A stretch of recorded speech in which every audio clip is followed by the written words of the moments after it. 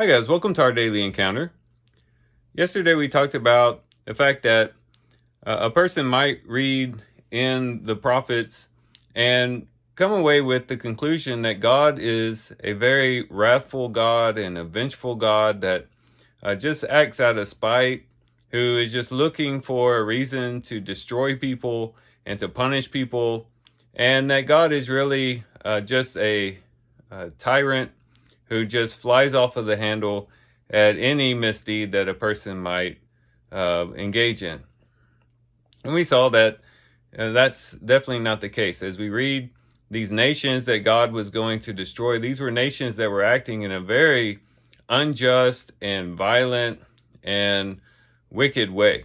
And these were people who were not giving justice to the poor and to the orphans, and was not upholding those who could not help themselves. And God was coming to enact justice for those who had been mistreated. And that's much of the reason why God is punishing these nations, for the way that they treated others and the pride that they displayed in doing so. But we could also go further and say that in these various prophecies, we could say that there's also a hint of grace in these prophecies, just for the sake that these prophecies exist at all. The fact that God is actually telling these nations beforehand what is coming shows that he's demonstrating a certain degree of grace towards them. In other words, he's telling them before it happens so that he can give them time to repent and give them time to turn away from their wicked ways. Much like what happened with Jonah, when he went to Nineveh, he went proclaiming that Nineveh was going to be destroyed. But what happened? They repented, they turned from their sins, and God actually withdrew his punishment from them. And he's given all these other nations the same opportunity by telling them beforehand that, hey, punishment is coming.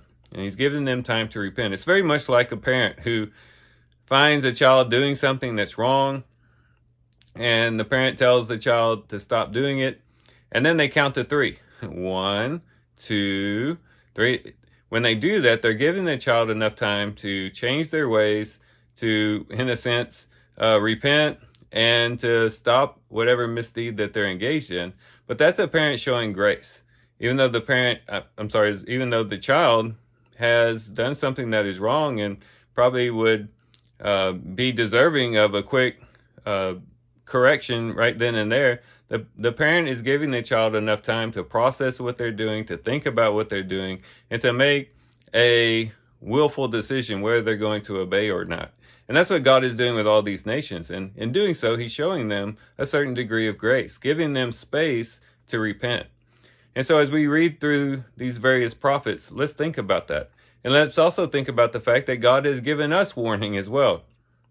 He's given us warning of the fact that it's appointed unto man once to die, and then after this, the judgment. That once we die, we're going to have to stand before God.